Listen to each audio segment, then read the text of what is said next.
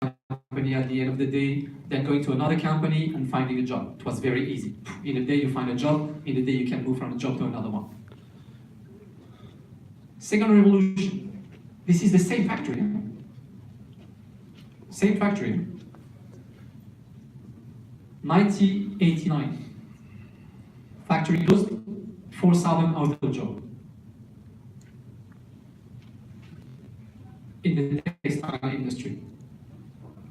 1989, sorry, 1989, 3 million euros. Then it opened in 2009, sorry. So it's to open it again. So it's 20 years to give another life old building. 30,000 square meters. Trying to be the first incubator. It opened, we started in 1999 and it opened in 2009. 10 years to convince people to it. 2019, next year, it's going to be 6,000 people working in this factory. Today, 5,200 people working. So we lost 4,000 jobs in the textile industry, and in 20 years we created in this space roughly 5,000 new jobs in the tech area. And the plan is to be 10,000 people by the end of 2021. I like this picture because this is the space inside. This is the factory. This whole factory, so it's what we call the VIP room, but we brought some and people were working. The responsible for the union, she's dead now, presenting all the workers. This guy, I met him. He was young. Now I think he's 60 years old. And when we open it, when we inaugurate the place, 200 workers, former workers came. And they were like astonished, like they was, wow. And in this space is the last space at the rooftop. And they told me we never went to this space because it was the boss space. And it was not true, it was only like water to cool the machines. But they were thinking that it was a space dedicated to the boss of the company. It was not the case. Some figures. So today we have 350 startups there, 6,000 jobs created out of it, 250 million euros raised pre-Series A, so it's very early stage companies. Every year we have 1,500 applicants coming to our incubation programs. We have 120 new incubators every year working on several topics. We open 6 new incubators, not only in that place, but in all the regions, and we verticalize the incubation. So today we have incubators in the agtech, the fintech, the insurtech, the media, the e-commerce, robotics. We do like 572 events per year, and we gather like 60,000 people coming every year from 45 countries. In an old textile factory that closes in 1989. And every year we train 1,000 kids from 6 to 12, for free, they come, and we train them to coding, robotics, and these kind of things. And this is in areas, and we are now doing it, because now we have like 100,000 dedicated for digital. Our secret sauce of all this project is this. We give time. We focus on people and we give time to people. And this is what we do.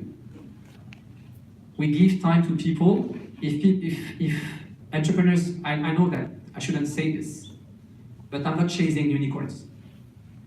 I'm not a unicorn hunter. I don't care. This is not what I'm focusing on.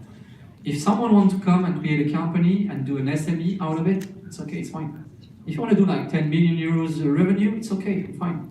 As soon as we create jobs for people all around, I don't care. I don't mean that I don't look for unicorns. I have a specific program called Scale, which is a scale program for a very fast growing company. I do it. I don't have any problem with this. But 80% of the companies that join our incubator is people who are going to do like 10 to 15 million revenues, and it's fine. I'm okay with this, and I'm giving time for us. This is the first one. Now I'm skipping to another one, which is the private initiative that we are launching. I'm working for a company called Sigfox, and this company is dealing with IoT. And I have one guy of the company here, Philippe, who is working for Unilever here in Taiwan, because Sigfox is established here in Taiwan, and they are doing a great job. They raised like 10 million euros, $10 million, huh? Yeah, 1 month ago. A lot of people think that IoT is this. But for us, IoT is this. And if you solve this kind of problem, this problem with technology, this is IoT for us.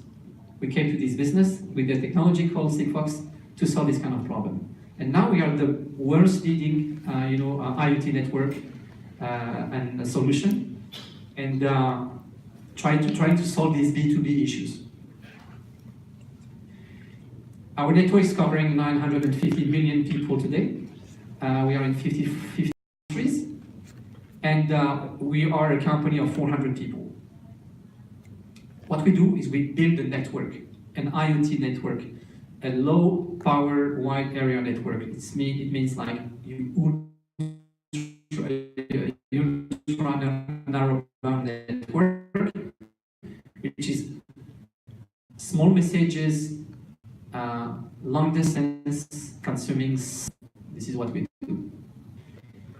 If you think about IoT and you take it as something that is going to change economy, it's used properly, it has to transform the way citizens and also live in the ecosystem. Our resource true when it comes to true, but really, it's a trendy word today. You speak about AI, it's like blockchain. Everybody's talking about this, but nobody knows exactly what it is.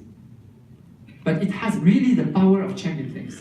So that's why it's part of the fourth revolution. And it can change a lot of things. How do you do it? How do we do it? And when you hear about IoT, people are talking about devices, trillions of data.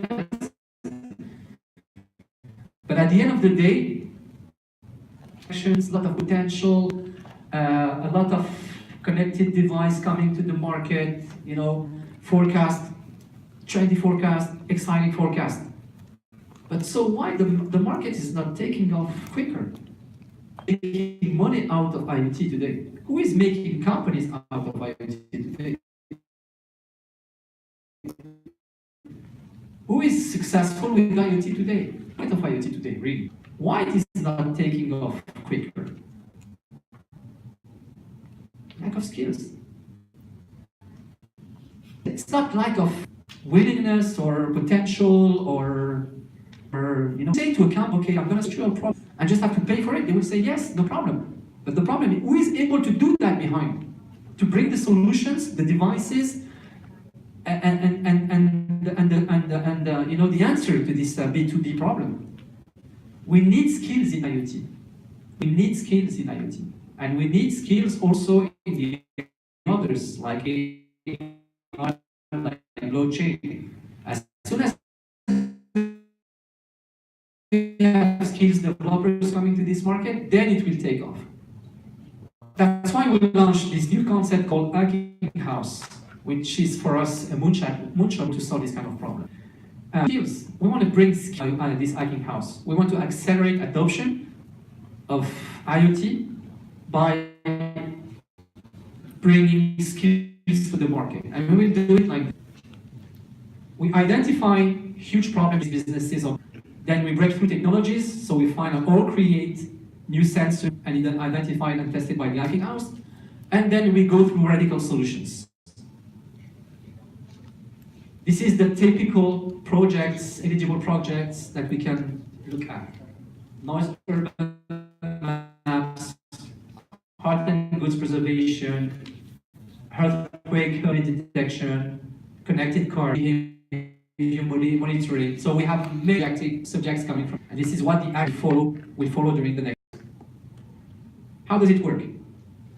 clients coming with an idea, identifying the problem, hacking house here joining. I will explain you what it is. It's not a black box, huh? Don't worry. Then we deliver tech report, business, POC devices or prototype, and then they check by the client, and then they say go or no go. Or we work. You can go back to the hacking house and try to see if we have any problem, any solutions ready. What we do, we accommodate people for 3 months, we give them the hacking space, the co-working space, and then we have a showroom to show off what we can. We train them, we guide them. We don't have any teachers. We don't have any by the industry through people who are willing to learn. It's the process. As soon as we have an idea coming to industry, students, it's not students coming from universities. It can be students coming from universities, it can be freelancers, it can be unemployed people that want to dive into an IoT career.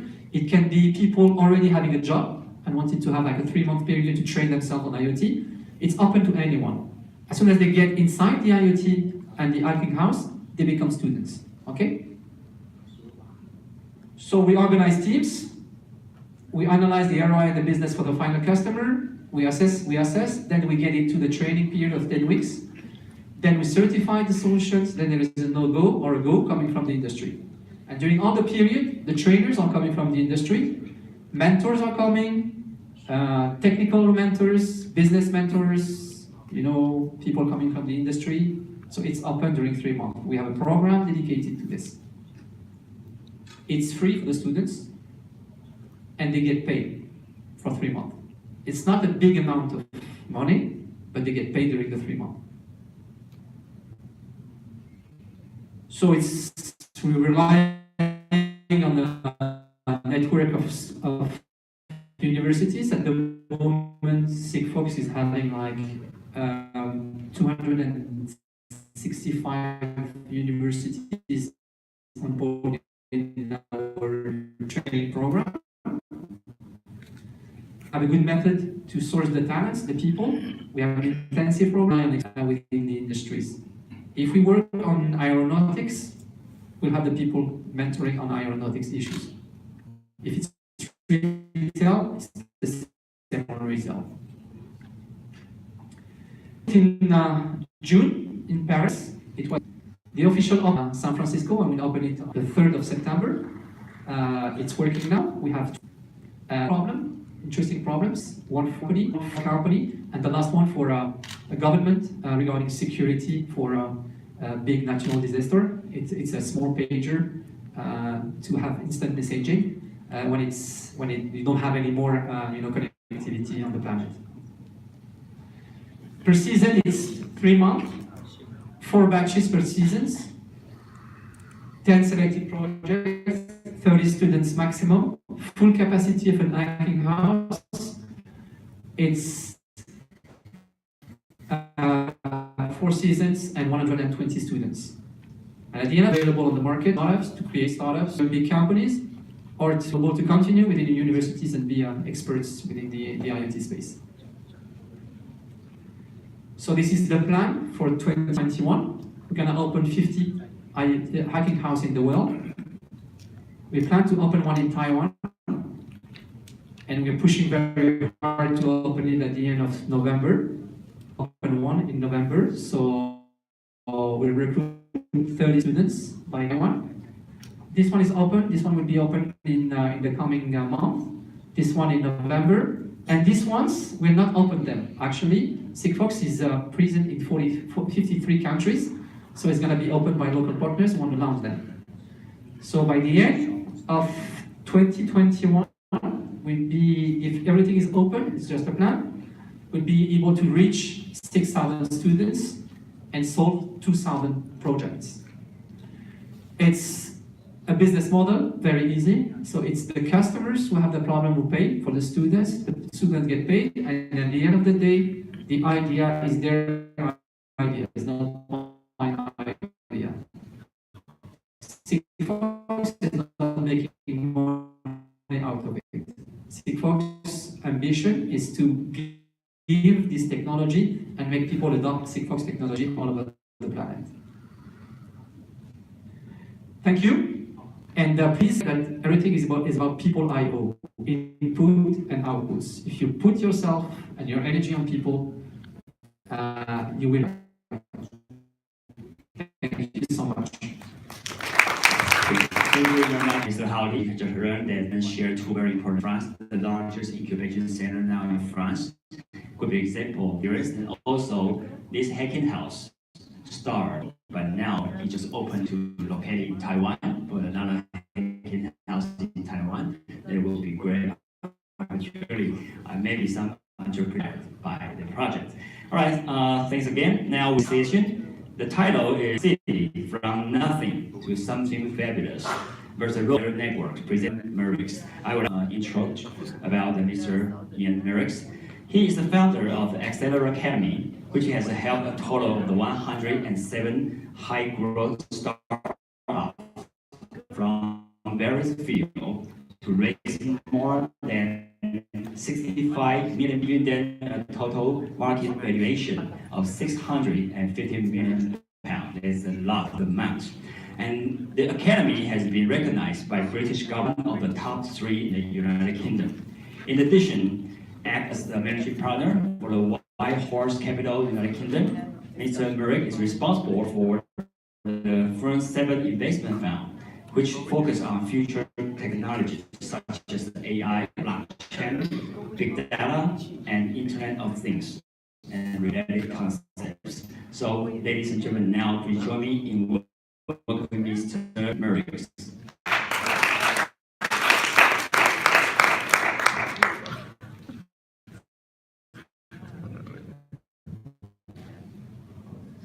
Hello, everybody. So, really pleased to be here back in Taipei, and I've been asked to share some of our experiences of building tech city and the whole kind of tech movement from the UK. So that's what I'm going to endeavour to do. My own background was as an entrepreneur. So I started in a range of different industries, creative industries, media, and I built businesses, I raised money, and ultimately I sold those businesses, which then moved me to the side of the table. Became the investor, not the entrepreneur.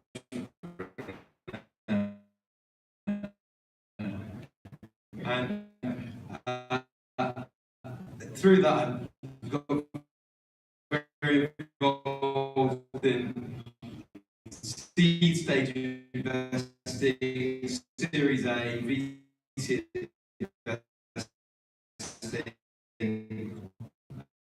We manage some funds, and we do some advisory.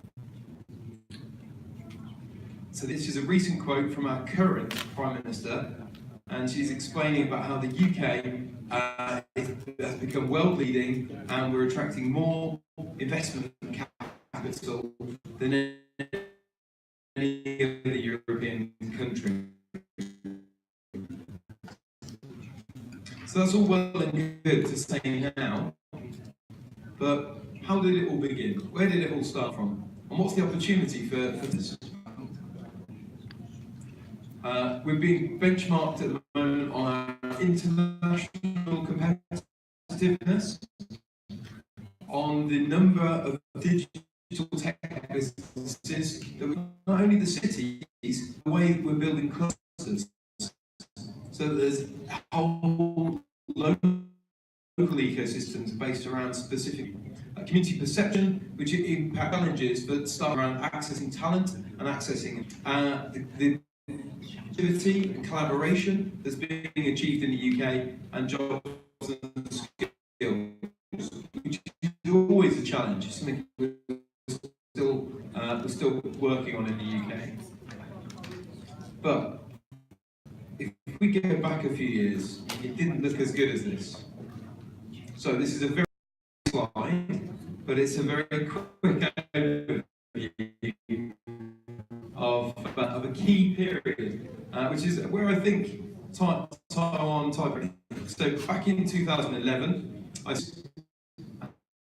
and the Mayor of London introduced an East London.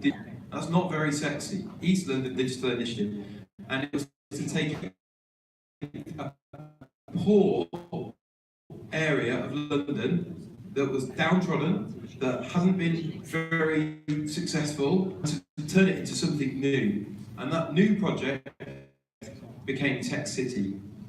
Towards the end of 2011, the first were launched, and I was just an accelerator, and I was kind of there. An incubator rise, and that was the first time proper co-working community had existed.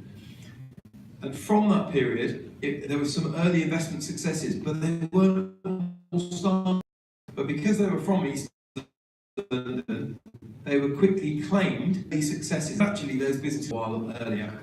Into the end of 2011, beginning of more accelerators began with different sector focuses. So then the government thought that we should be involved. So support grew, campaigns and an enterprise nation were created, and corporates, interested, started to be supportive of startups. Broader issues happened, included in very effective tax breaks. The tax break for an investment for your startup will give me back 50. This active cost of tax breaks, and the fact that more people are testing themselves to become the entrepreneurs, a sexy area to be in, to be a startup again. When I started my businesses in the 90s, everyone Ian, we're very sad, maybe he can't, maybe that's why. And 10 years later, everybody, the years raters came, more income support. This is very well. Around that, just began in 2000, we launched the to help stage, hack camps, challenges. We started supply stage. Here stage, you maybe need a different bit of help than if you're growing. Keeping that involvement from government began to use accelerators to address entire sectors. So we support cyber security or OT. Involve franchise people get them knowledge. These things now, they're pretty common how it's around this. Into when the accelerators during that period was to get startups involved, get good quality startups to apply, make careful selection decisions. Accelerators aren't for every startup. They're only for the startups that are capable of learning a lot in a short period of time and growing quickly to an investment outcome. And obviously there's some marketing benefits around that. We ensure that we provide intent to busy entrepreneurs. There's lots of calls on these entrepreneurs' time. You've got to make short, sharp training interventions, plan that early years, 18 months. The vision for year 5, focusing on making sure 18 months is successful. Through that, we brought in the mentors as people who built and sold businesses. And that was really important because otherwise there's a danger of startups mentoring over startup. And there's a challenge creating problems that you'd only reach stage company. All of our mentors, we work with 27, they've got 2.5 billion of trade sales under their belt, so they kind of know what they're talking about. We're sharing best practice, kind of not just how to do the training, but how to do it better. And peer learning, letting the entrepreneurs talk to each other about things that are working for them. We provide workspace for collaboration. We don't force it. Maybe they co-work, but it's there if they do. And then most important, we use the introductions to members, advisors, specialists, customers, partners, even investors. And at the end of that, we put all of those things together, and you can see how you can move a startup forward a long way. And our goal is learning, and by having a better plan for that first year, they're more likely to survive. So in 2011, when we launched our accelerator, it was a new thing. We were one of the first investor-backed accelerators. This was big news. The top article is by the Financial Times saying an accelerator has launched. There are now 60 accelerators, and it's not news anymore. But in 2011, it was still a very new thing. And our job was to help startups to survive, also then to begin to scale. And so the role of this was to screen all the many startups that were applying, select the companies that they thought they would benefit the most, support them to them, and effective the exciting risk out of the because of learning that's been applied to those startups.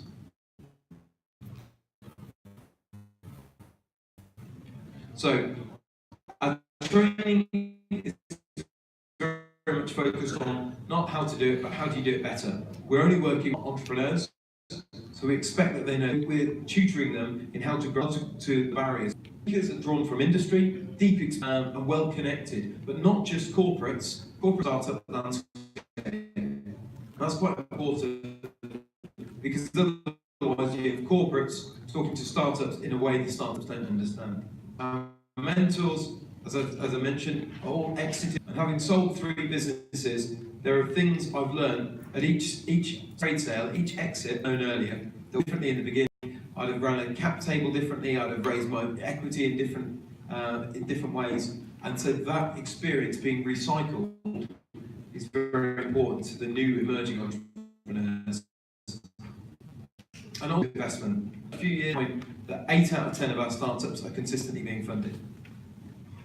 So back in 2011, the then Mayor of London said, this is a great thing, this is a brilliant thing, and that's quite typical. This is a private sector initiative that government took credit for. And we're okay with that, because it meant government were friendly to us, and that was long. All of this work, all of this process into creating one of these first accelerators in Tech City, what were the results?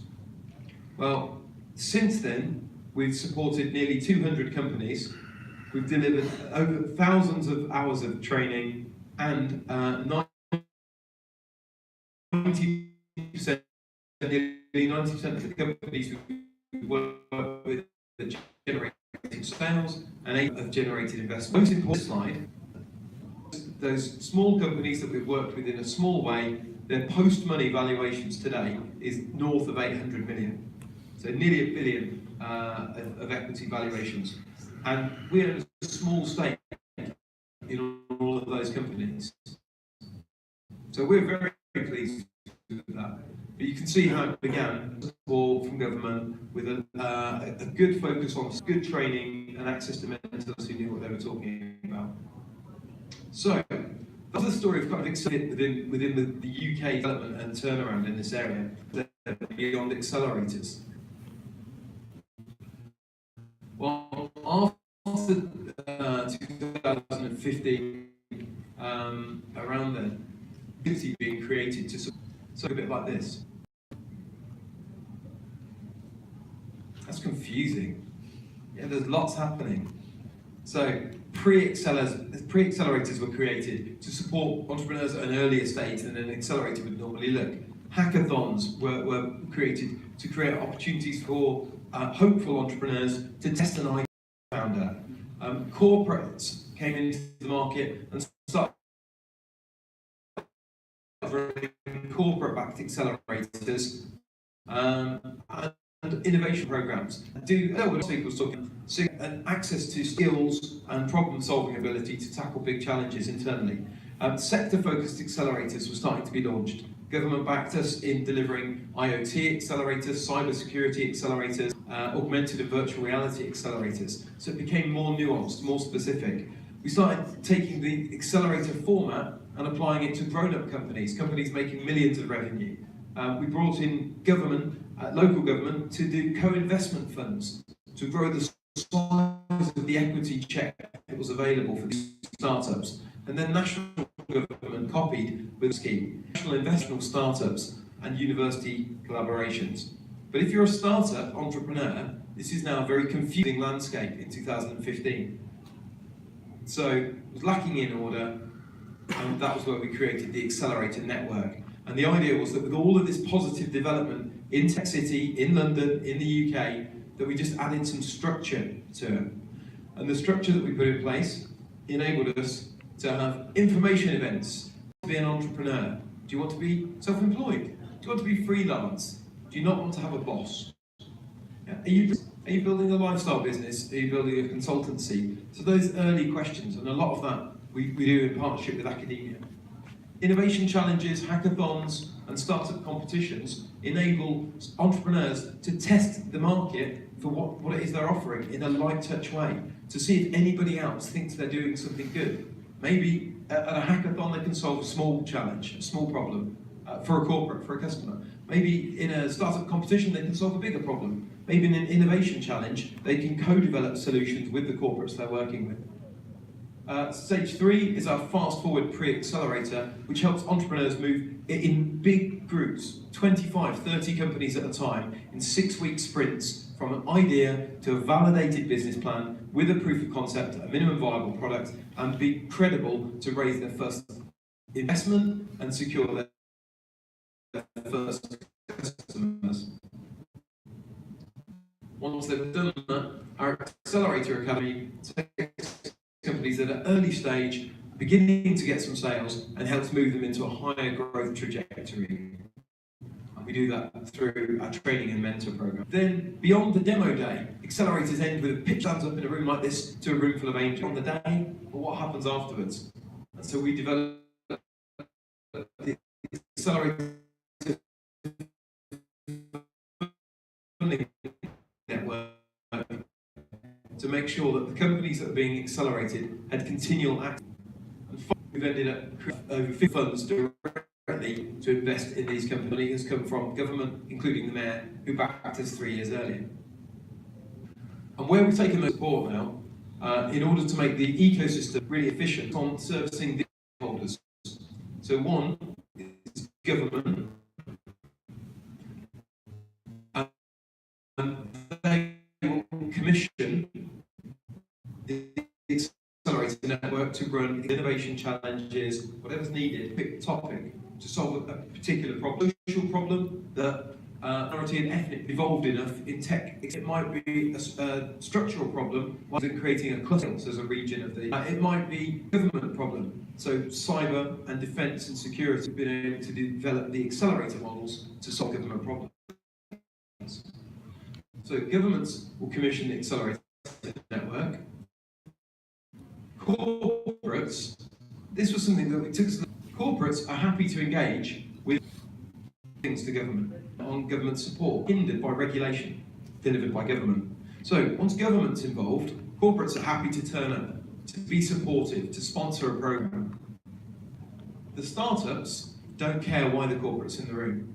They don't care that the corporate's there to impress government. They just want the opportunity to meet the big corporate that might be a customer, that might be a partner for them. So this approach of servicing these different stakeholder groups begins to join up the ecosystem. Government talking to corporates, corporates talking to startups. Now the benefit of startups that have been educated by our program, so they now know how to sell to a corporate, they know how to turn the partnerships into real opportunities to collaborate. That means that the startup now has a customer, and a startup with a customer, startup with some revenue that's had its proposition validated, is now of appeal. And so a section with some customers, with some corporate support, and VCs will back those seed stage businesses that have benefited from angel funding and have grown their client base. You put those 4 things together and you end up with a very well-connected, well-organised circle.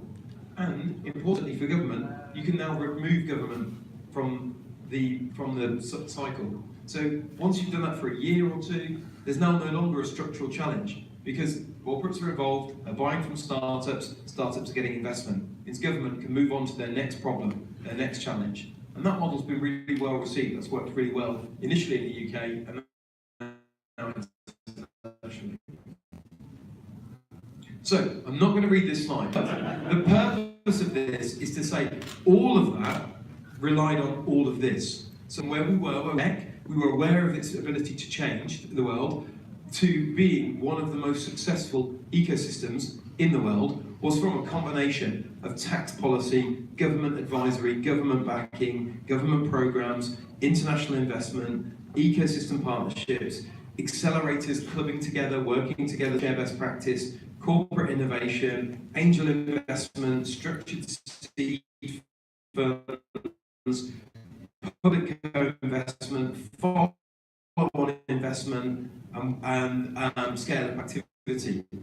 Of that, but it's something that we've done and are happy to share because there's learning for other markets to just take from the UK. What is it we can learn? The most important word is absolute collaboration. This involves everyone in a joint fashion, and it's around the world.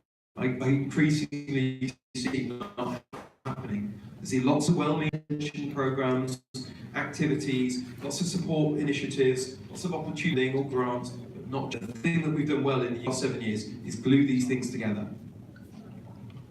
So, are there any opportunities for us to collaborate? Well, absolutely. I think Taiwan can learn from our experience. If you could use the UK to shortcut your own development as an early stage entrepreneurial ecosystem and leapfrog 3 years, 5 years ahead, then there's got to be a win.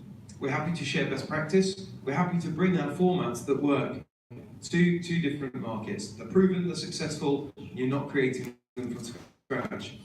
But in any instance, we think that you should build from the end goal. We built in the UK as we went.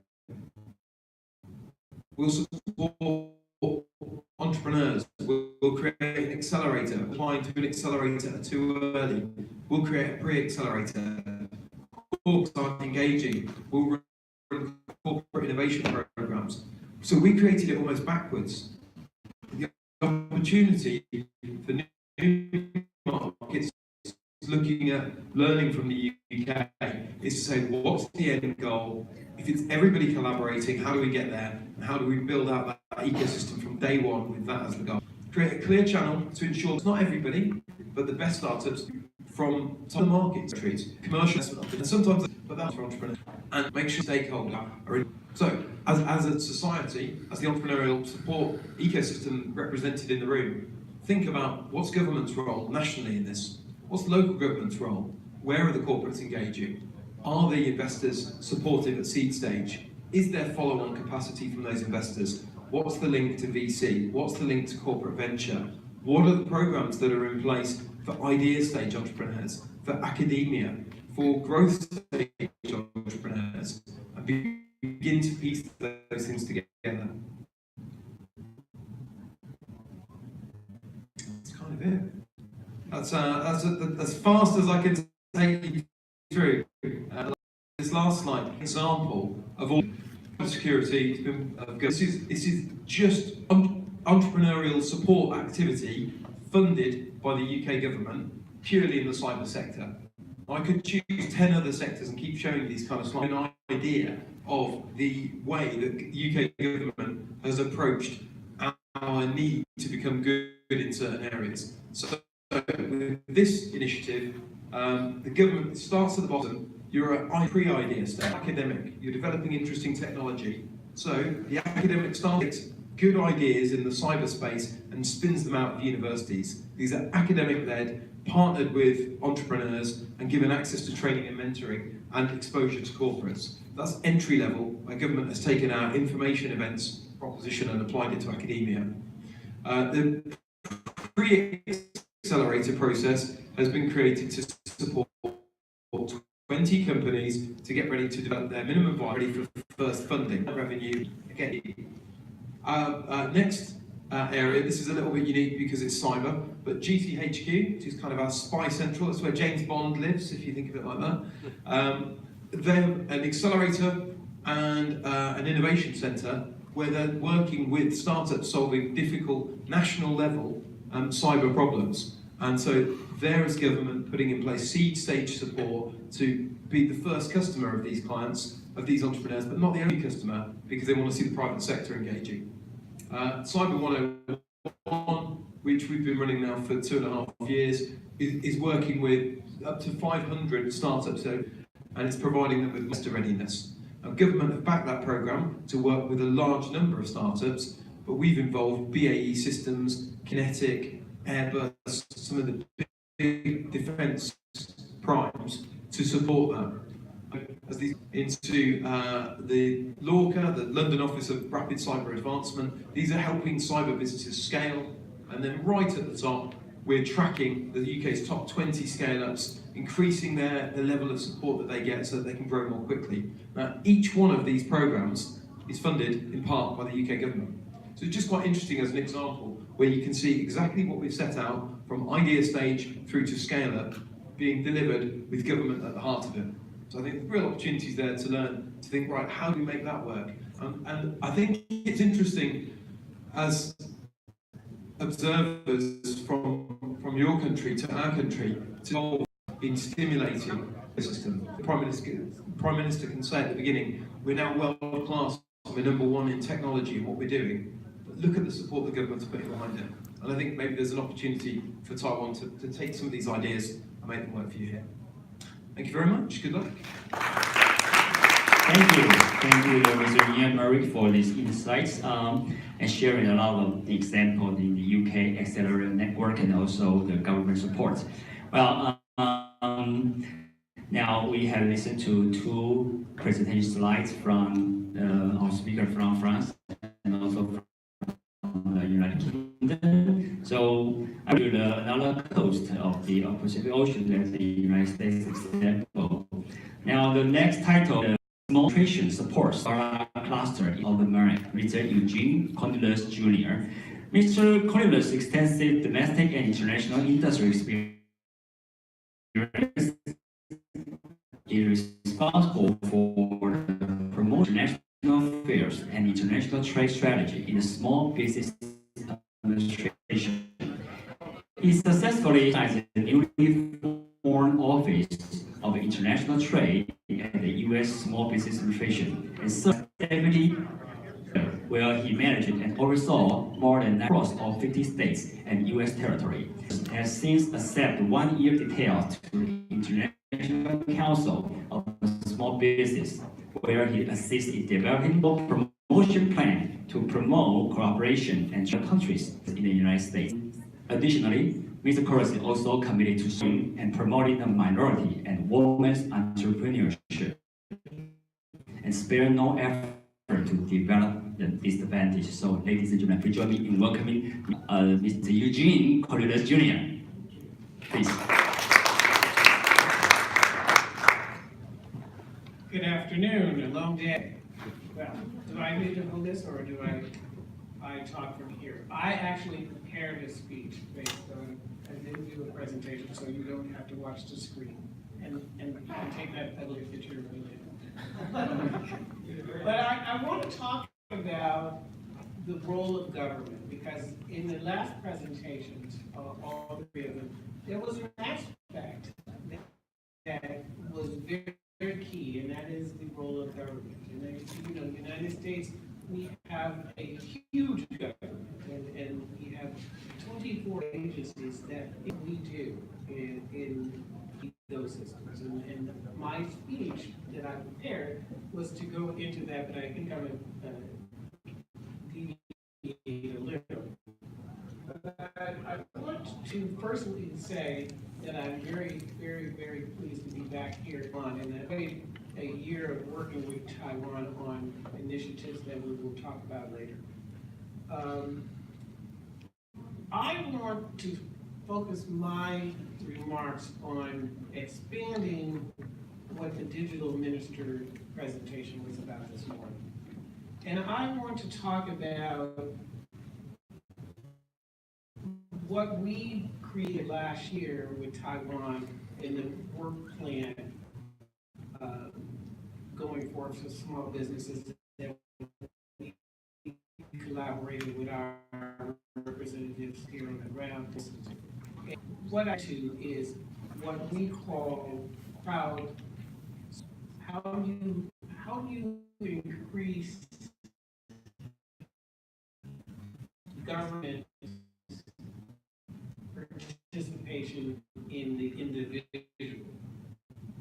And so with that as my explanation, I want you to, on what you heard this morning, I want you to focus on what you say about this government is to move out of the way.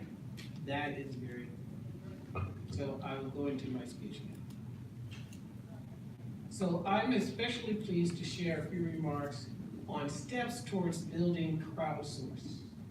crowdsource small and medium-sized enterprise ecosystems, which I believe is fundamental to the core of the mission of the U.S. Small Business Administration and has been the focus of my lifelong career.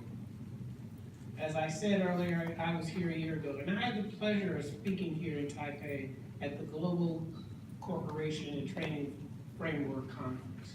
At that conference, and during follow-ups, bilateral exchange with the Taiwan authorities and through our representative AIT, we have made some significant strides in reaching mutual understandings, which we were touching. As I said, I want to expand on the digital minister's presentation. Government must change how we view opening markets. We must become more transparent. We must become more open. And we must become more inclusive. And I'm not speaking just for the United States government. I'm speaking of governments around the world. I don't need to tell you, and the dedicated men and youth of Taiwan have been very successful. An exceptional, free, and prosperous and strong society with both robust and democratic institutions and industries. In fact, many point to Taiwan as a model for the entire region. And of course, I agree, Taiwan represents an amazing model of success. For at the heart of Taiwan's remarkable success is not some overpowering persuasive central government wielding some so-called man.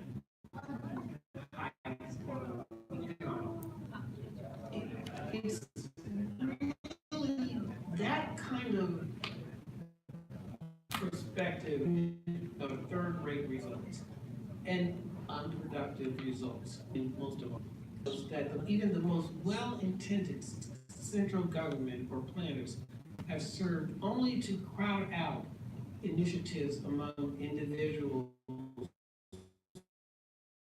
and feel star civil society. And tends to let out that rich collection of interactions, association, and grouping diverse clubs. Research has shown that mankind, out of poverty and rising standards of living worldwide, requires quite the opposite. It focuses instead on crowding in the individuals, which you kind of heard before I told you.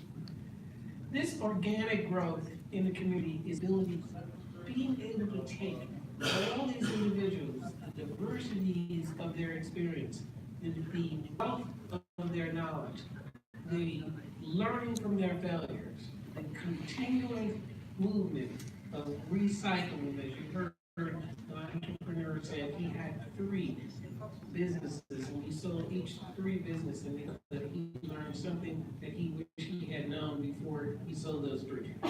That's exactly it. And I believe that this organic or grassroots crowdsourcing is very important to the heart of civil society. Such crowdsourcing continues to enrich civil society and it produces the next generation of innovative entrepreneurs, business affiliates, and firms complete to serve a human need that is fulfilled, which is the essence of why entrepreneurs love to sell their product, love to that their involvement is to solve it. I mentioned at the beginning of our discussion today that a year ago I had the pleasure of speaking here in Taipei at the conference. During this informative discussion, I proposed a working plan of cooperating with the Taiwan authorities by holding multiple stakeholder policies, dialogues on 3 topics, namely rediscovering governance with small business in mind, supporting women entrepreneurship and facilitating SME trade and matchmaking. In that conference, AIT and I have talked here officers from the president's office and other key ministers, where I underscored the pioneering cooperation between the small business that could share, improve our bilateral economic relationships, while also identifying areas for joint cooperations across the Indo-Pacific region.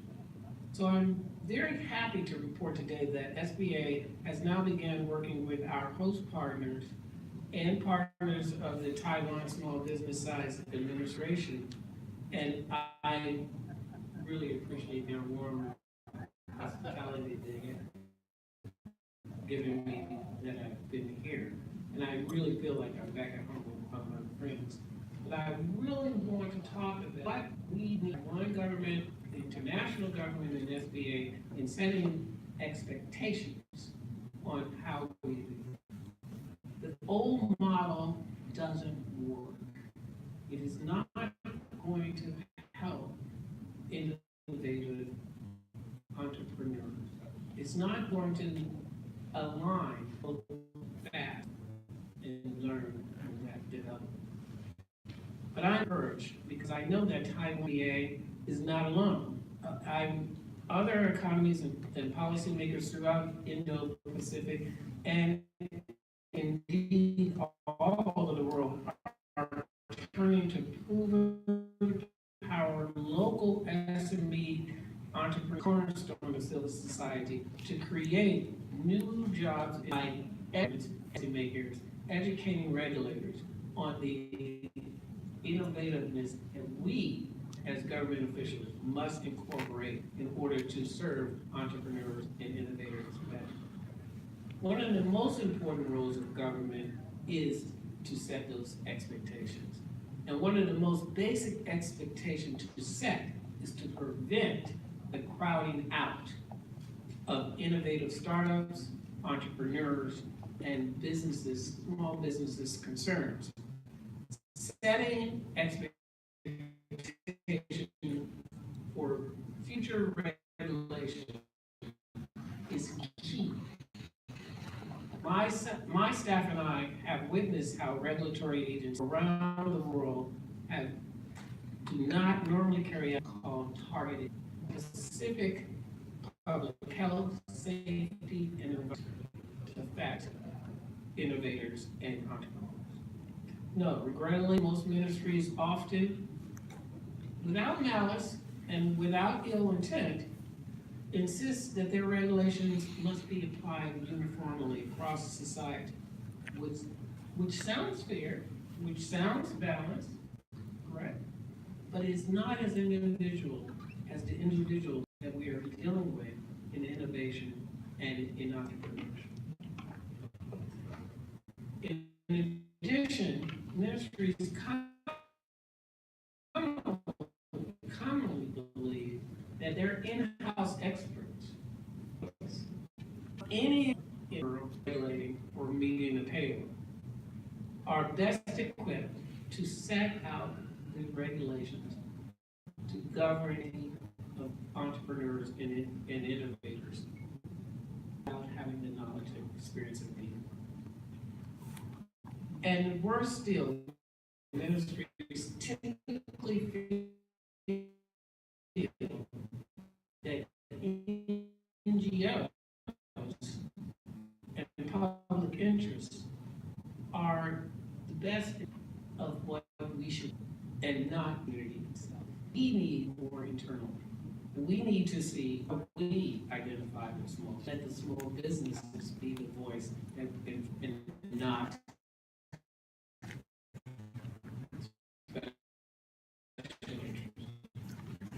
and perhaps predict the result of these ministries and agencies choosing regulatory approaches for entire industries.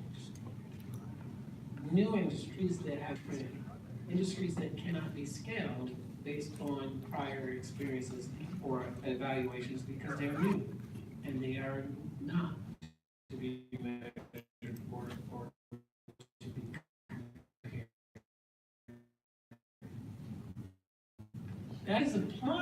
regulations to all stakeholders regardless of or the effect of the action involved. Ministry can absolutely an influence consisting of higher small enterprises simply by using broad-based regulation. And because they have failed to consult with the proper properties of the businesses, they are liable to adopt wholly inappropriate approaches to regulation. For example, I have witnessed foreign health ministries borrow existing pharmaceutical regulations, which are high-risk products, and apply them to devices which consist of products that have very different or profiles, from low-risk medical gloves to high-risk hard bags. The same regulation. This, in some application, the poorly constructed and the unnecessary restrictions of regulations almost define the inappropriate impact of small businesses. And it stagnates the growth of entrepreneurship and innovation. It represents what we call the triple curse on you and your business. Or still, it serves as severely impacting the end user because we can't get it out of regulation, because we can't move it from development and research to commercialization in time, and time is money, and also time is health. If that person needs medication, and the public disaster. The good news is that we at SBA, business communities, have confronted this triple threat, and we are succeeding. Moreover, my staff and I have already began sharing our experience with the Taiwan authorities, and I can say that it is real rich exchange. Taiwan's recent success has already began the job of resetting expectation regarding regulatory environment. They issued a brand new transparency decree, which went into effect October 1st, 2016. It extended Taiwan's notice and comment for all regulations 4 days to a meaningful 60 days, 2 months. This decree takes a big step forward and in practical terms serves to help weed out unnecessary restrictions on innovators like yourself. And the extra good news is that is beginning to address the triple curse that I talked about. It's expected to benefit Taiwan by the international multiplier factor. Numerous independent studies have shown that greater predictability and transparency in middle-sized economy have a strong positive correlation with the effect of foreign direct investments and boost on trade. And that is really quite remarkable. So let me reiterate that my staff and I wish to continue our dialogue with the Taiwan authorities, steps that we have taken to ensure regulations does not crowd out small business innovation. My team and I also have conversations on how we inadvertently involve crowding in finance to fill important gaps concerning access to capital and domestic and international relations. And I'll give you an example from what you heard from the UK. The United States does the same thing in our interview. Also, go to them and we get information on how our regulations are effective. So we want to make sure that we create an environment that is going 2 ways. We are giving to them and they are giving to us, and we are taking what they give to us and we're changing And this is all very exciting, and it led to something that happened in our new administration, in the Trump administration.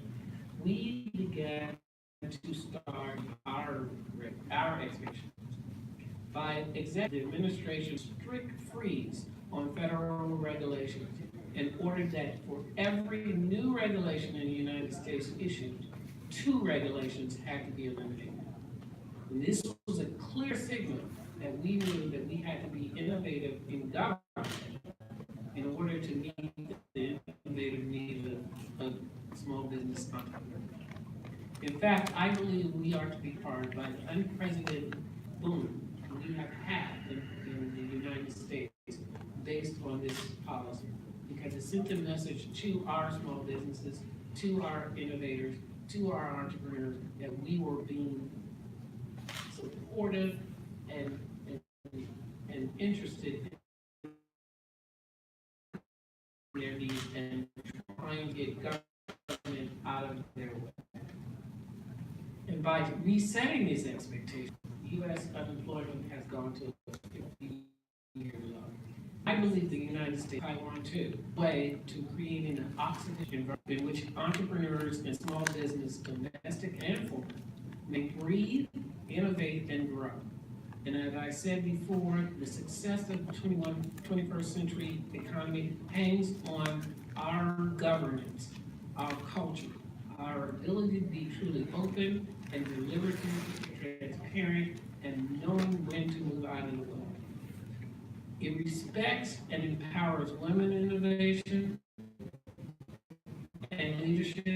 It welcomes potential disruptive innovators, and it advances the digital economy. And let me continue to advance this purpose, because it is important as we look at the United States Eco-Pacific region and what our initiative compares to the president of Taiwan's initiative for the South Asian market.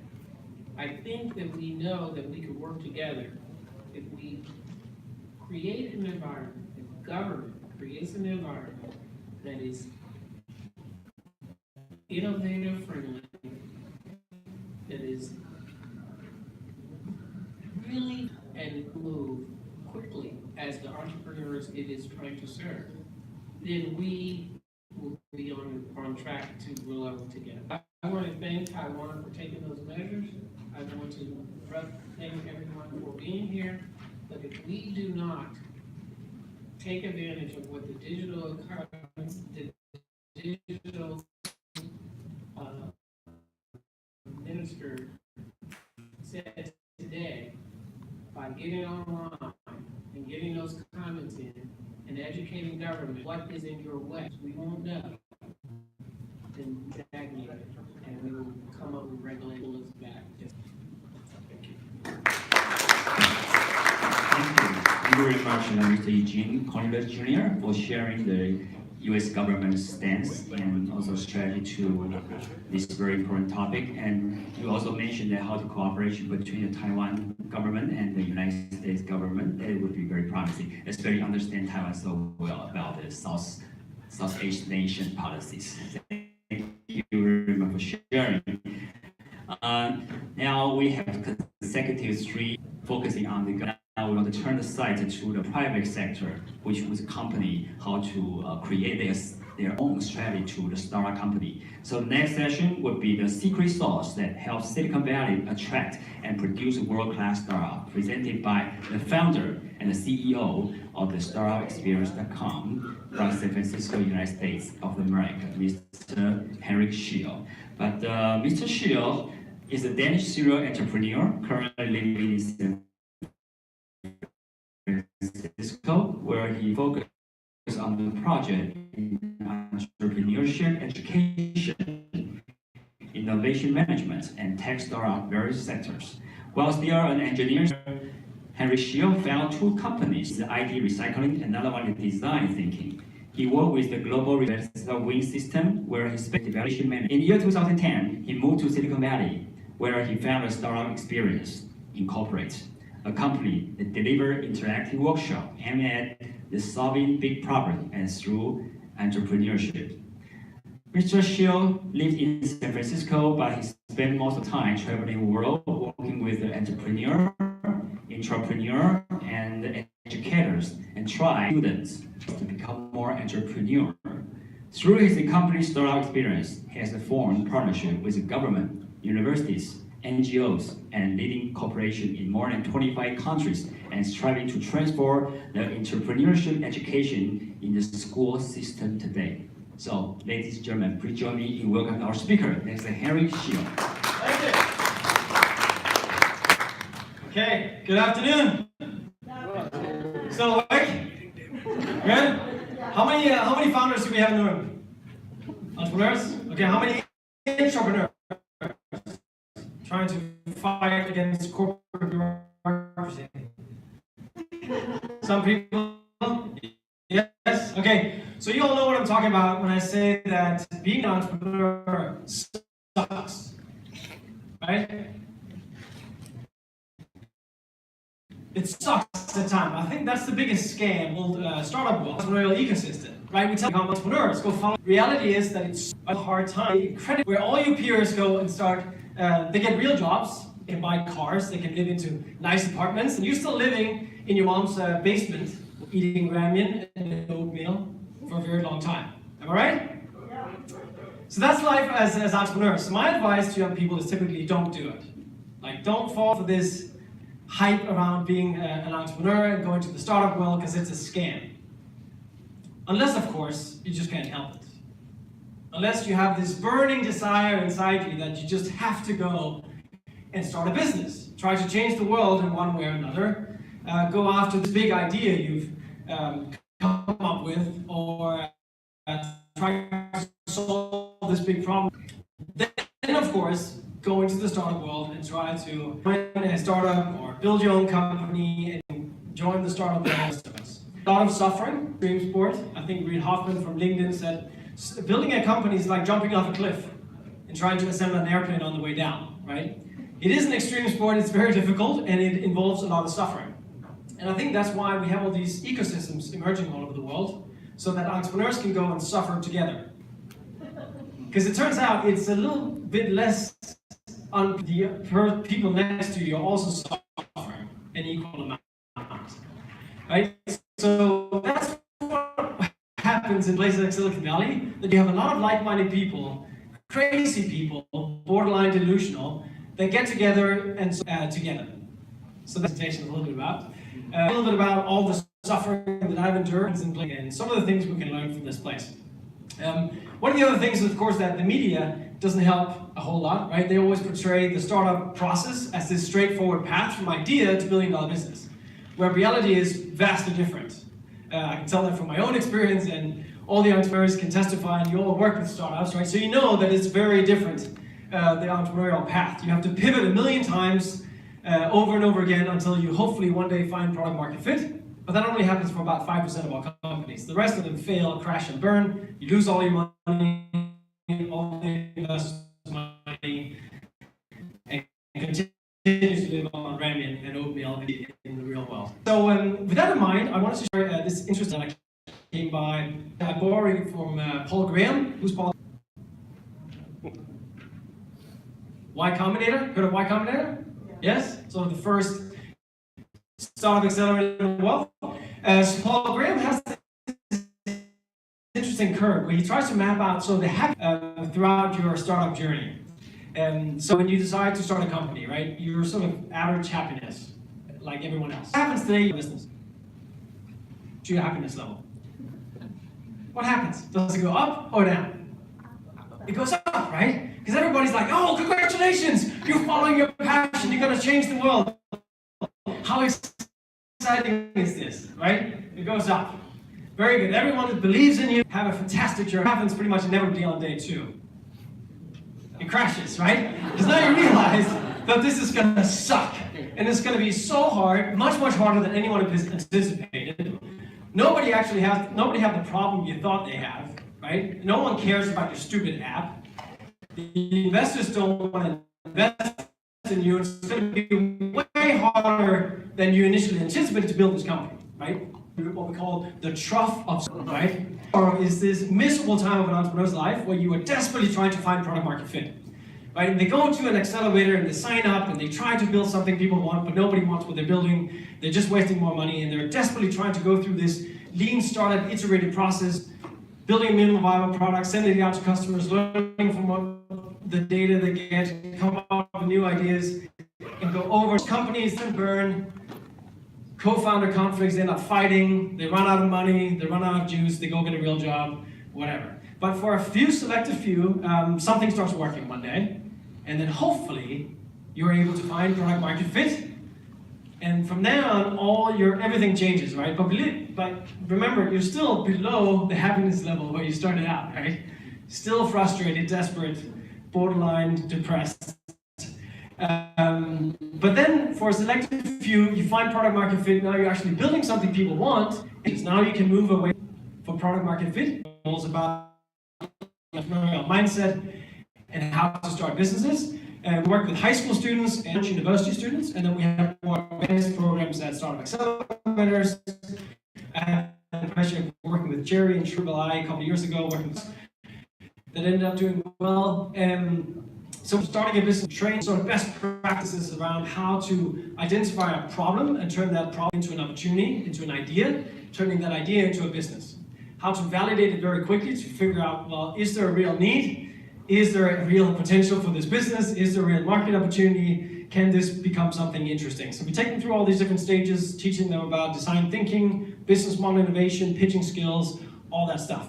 Had the opportunity to work with entrepreneurs in about 25 different countries. Really interesting thing. I think one of the titles of this conference is creating impact through entrepreneurship, right? And I think that's my why. That's why I do what I do, is I think we can really change the world if we empower this next generation of entrepreneurial-minded young people who have the creative confidence and the tools to try to address some of these big problems that we have in the world. So it's really fun to work with mushroom farmers in Papua New Guinea, or social entrepreneurs in Nairobi, Kenya, or India, or Latin America, and see that we have great entrepreneurs everywhere.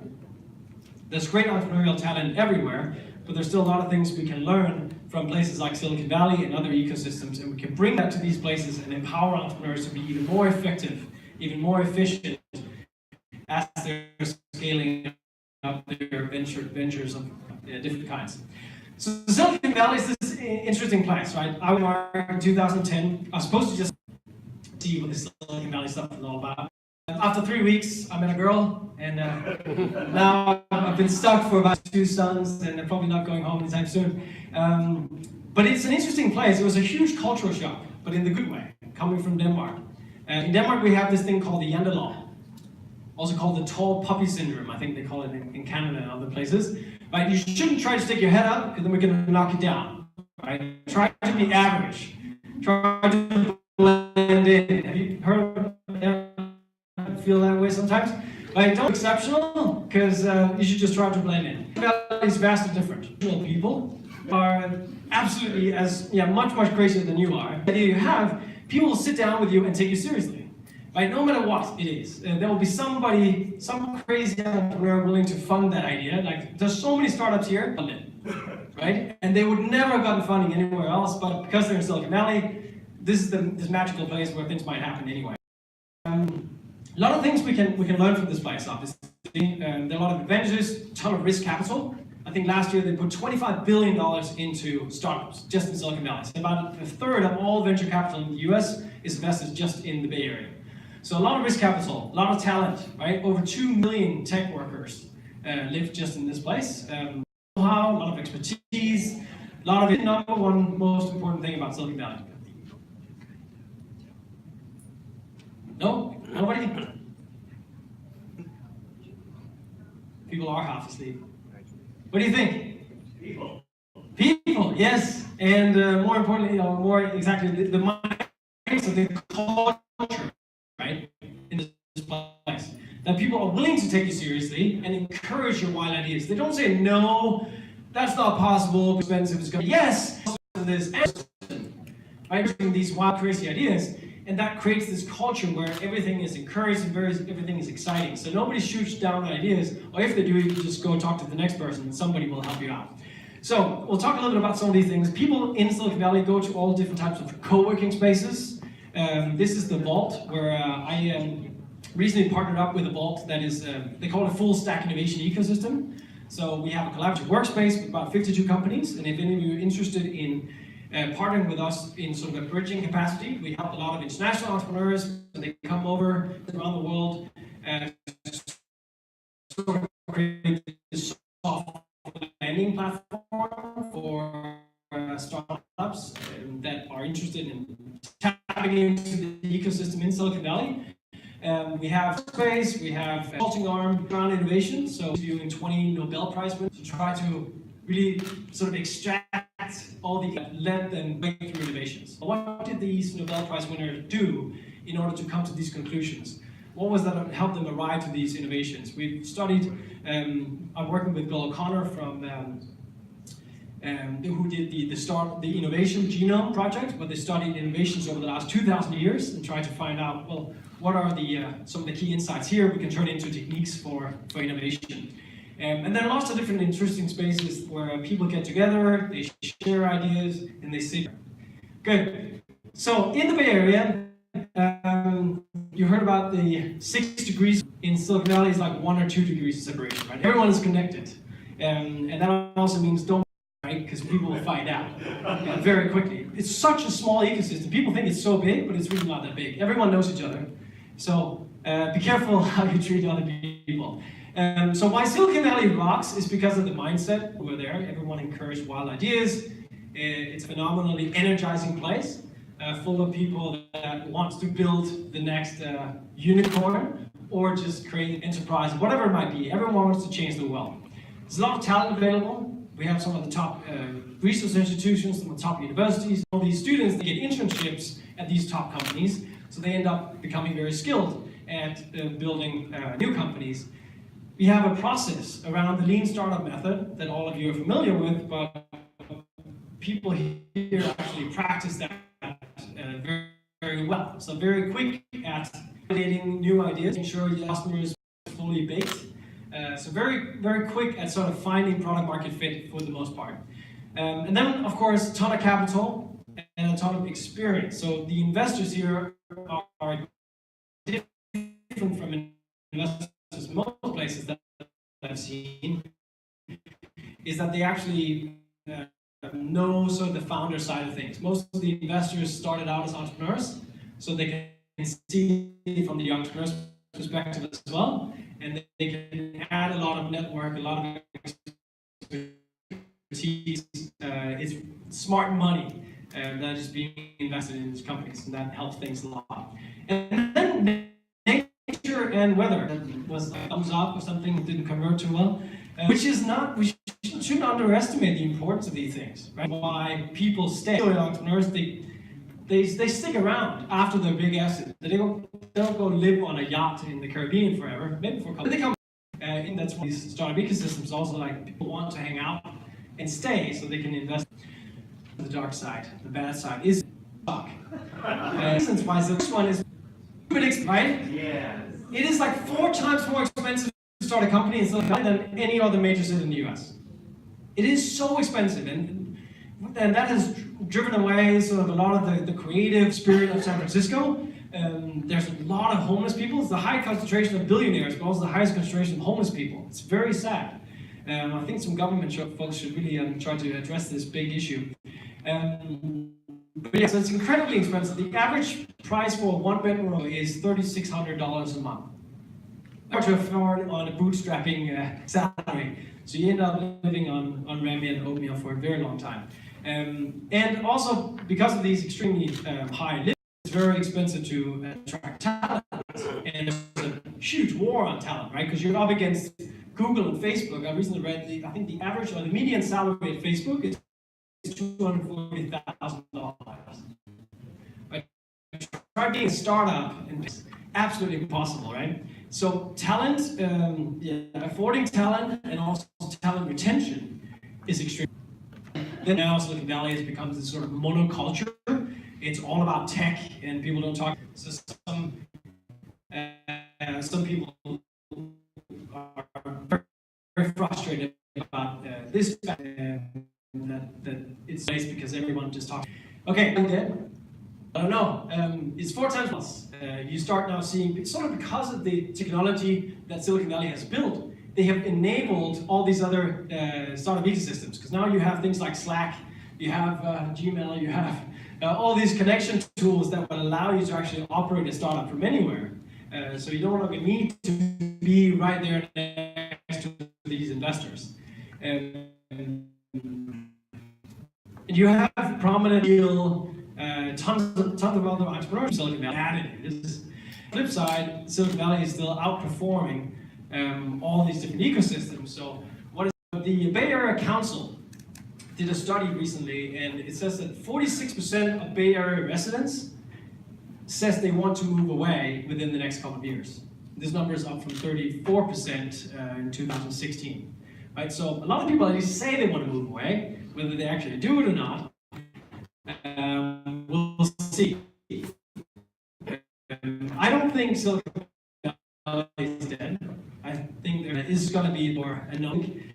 It's going to, the bar or the difference between ecosystems being minimized this year, right? You can start a great business anywhere. There's great access to capital anywhere. There's great access to mentorship everywhere. And I think this is a great thing that is not just about Silicon Valley, but if we look at the actual numbers and we look at the global ecosystem ranking from Startup Genome, working with JF and Mark, where we did some ecosystem report. This is from this 2017 report. You still look at Silicon Valley by pretty much just hammering all the other ecosystems, except from the otherwise you're really, you look at the terms of exits, it's by far the powerful ecosystem out there.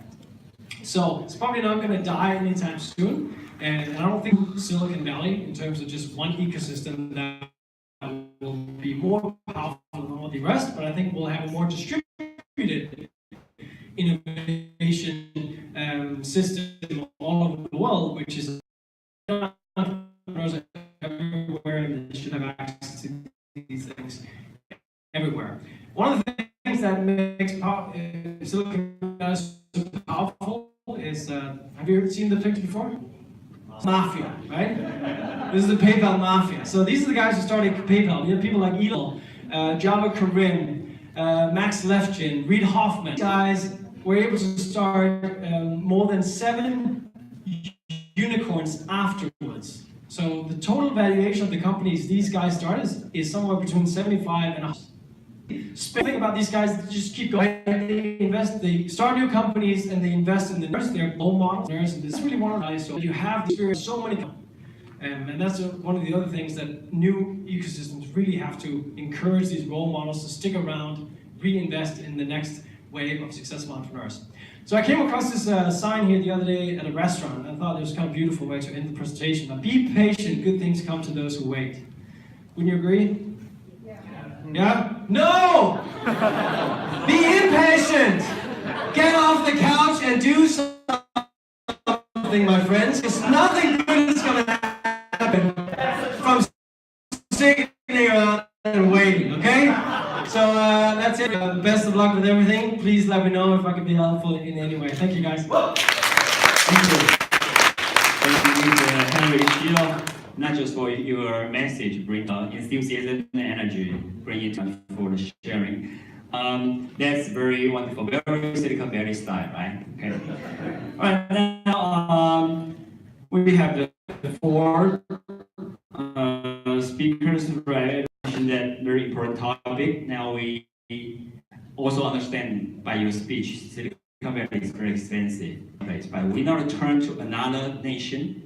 That is Thailand for startup. We elected the best nation for startup and the regulation also. So this is very different in the Southeast Asia. Very wonderful land for the startup, maybe in the future. So the next is small and medium-sized enterprise born globally in the context of Thailand, presented by the Deputy Director General from the Office of the Small and Medium-Sized Enterprise Promotion Office from Thailand, Dr. Wikokem Kosumas.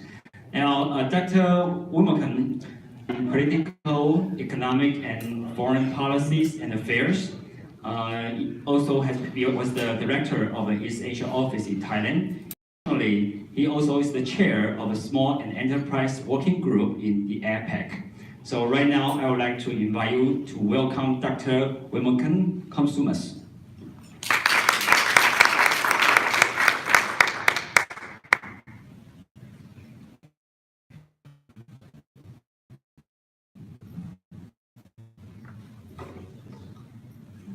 Good afternoon, everyone. I'm afraid that you're going to experience different level of energy because from the co-founder of startup, almost retired government official, so it's going to be different. All right, my topic today, born global business model. Okay, actually it comes from the fact that since 3 years ago, the Thai government has announced the policy of Thailand 4.0, Thai economy, including our 3 million towards full economy, quite a big task. As advocacy of study development, 3 times we are drawn for 1 to 2 information in digital. Each year, we have to work with 20, our office alone, Office of SMEs Promotion, we have to work with 25,000 entrepreneurs, transforming them into digital entrepreneurs, meaning that their products have to be on e-market platform domestically or internationally. So far successful.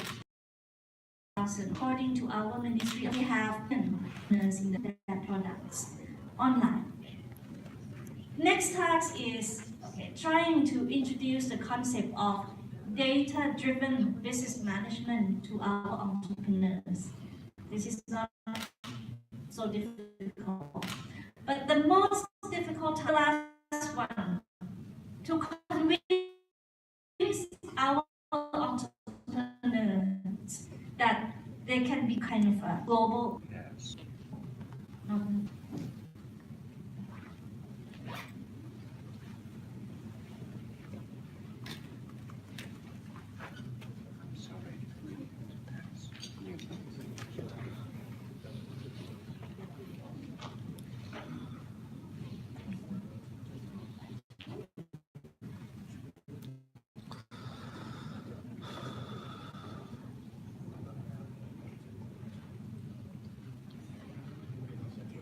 So what is the definition of born global? We have studied several literatures, 7 criteria, and now we come up with our own definition. A born global firm is an organization that views the world as its marketplace and achieve significant levels of foreign sales no less than 35% within early stages of its inception through the use of resources and sale of outputs in multiple countries. So our task is materials to change the mindset of our entrepreneurs as well as SME coaches. Now we have about 1,300 SME coaches in the country, and then we have 75 one-stop service in each province of the country. So in order to transform their mindset, we come up with a small research project. Okay.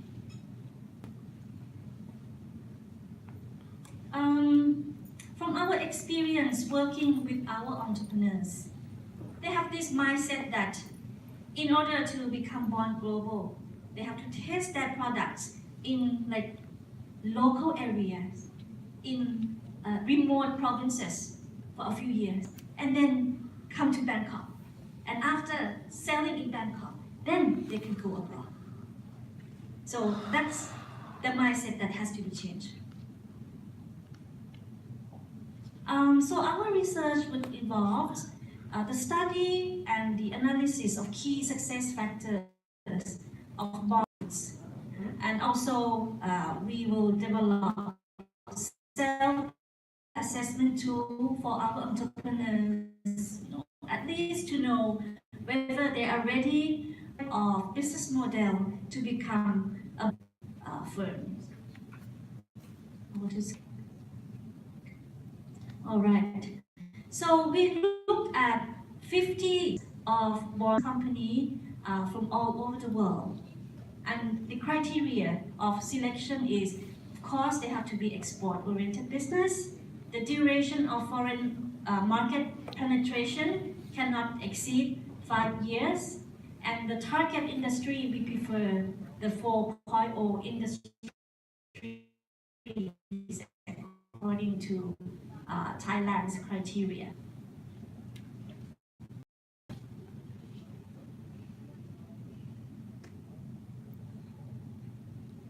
Okay, characteristics of bond global firms that we I just want to do some pre-findings. We compare the traditional exporters and bond global exporters, and we found that with the traditional exporter, normally, they are all firms with mostly large size in nature. So size is no longer important. One owner, and then they have a hybrid structure and very limited tangible asset.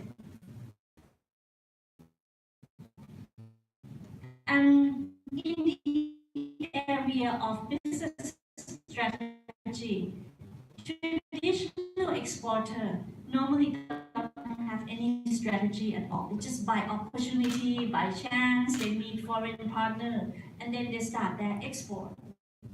But for the bond global firms, from they come up with innovative product. Mindset is right away at foreign market. For the speed of internationalization, bond global has very rapid speed in their mode of entry and in entering market. Market advantage. The traditionals have incremental experiences before they can gain market advantage. But for bond global, the advantage is at the knowledge and technology competence. Another international experience, firms, traditional exporters rely on human resource that employ to get data not speak and money that for most of is contained within the founder, the co-founder is the person who does this internationalization process. And finally, the role of networks.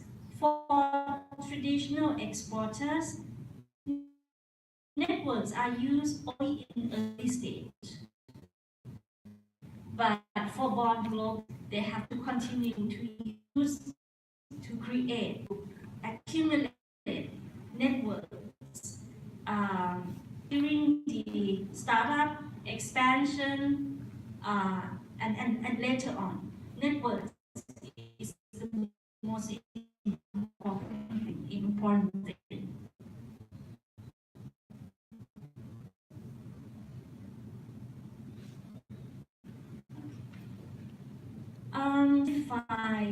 We had 4 key terms for bond global. Related factors, organizational factors, of course.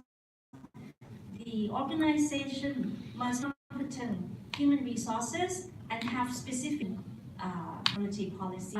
Strategic cost size of the market is work, industry, and market size. But when compared to the key success factor of traditional exporters, you see that for traditional exporters, it's the ambition of the entrepreneur to operate globally.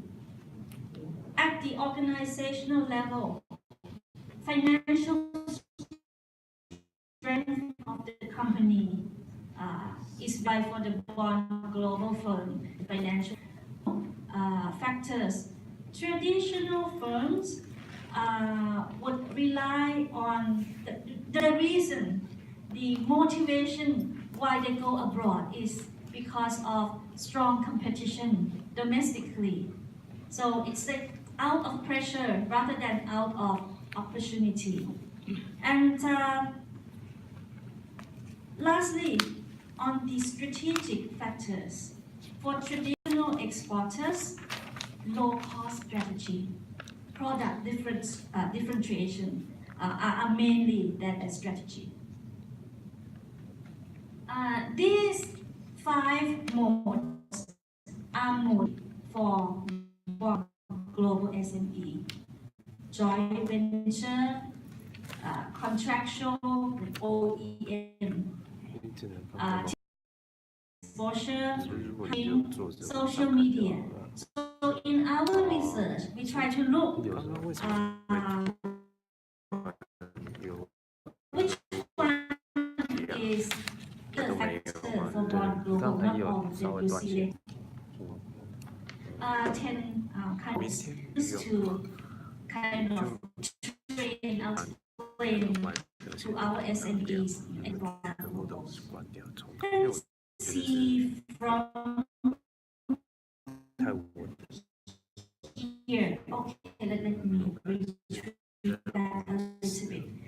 Early this year, I was in the OECD Working Party on SME, and there was a report called internationalization, in OECD, and the report said that some of the Europeans that can have after one exporting partner, they stop, or probably they cannot make more than that, and most of them were confined within European countries. They cannot make it out to Asia Pacific. They cannot make it out to Africa.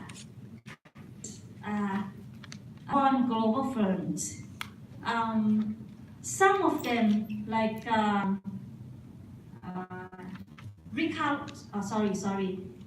Genius Chan Coffee.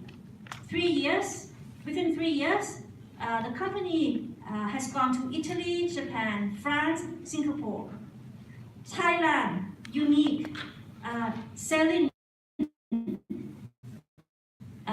edible insects and bug-related products. Oh, it's a big thing in Europe right now. Only within 1 year, it went to Europe. Another 1 year, Sabai Cha.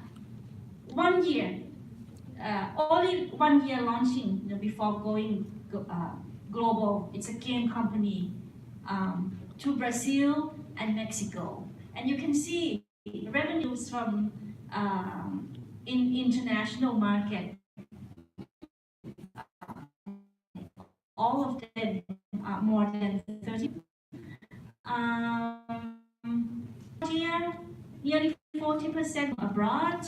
From coffee producer, roasted coffee. Within 3 years, nearly 70% revenue from abroad, from 4 countries altogether. So years is no longer important. And okay, in comparison, we use both cases, traditional exporter and like traditional products, clothing, fashion product, roast coffee, and then we have Dot from Korea, which sells smart watch We have Sabai Osha from Cambodia, selling game, and we consider Thailand unique, edible, incentive. The innovative product took less a year in becoming 1-2 years. But traditional products like fashion, clothing would take about 3 to 5 years. Okay. Okay. Another thing is the global entry mode.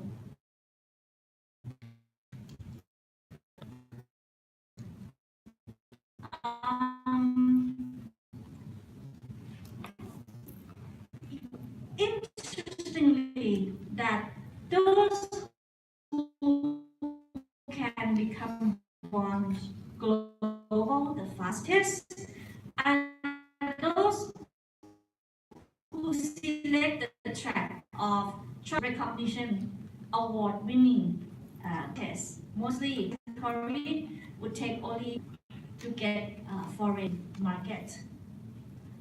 I show you. Sorry, I'm looking again. Sorry. As an example, Recount a company now selling to rich. And anyway, but the company award from over there. Okay, award from FinTech Disrupt Challenge by Bill Gates Foundation. So this is the key factor for the global market entry, for the success of the global market entry. So most of the firms that can enter the market within 1 year coming along this track.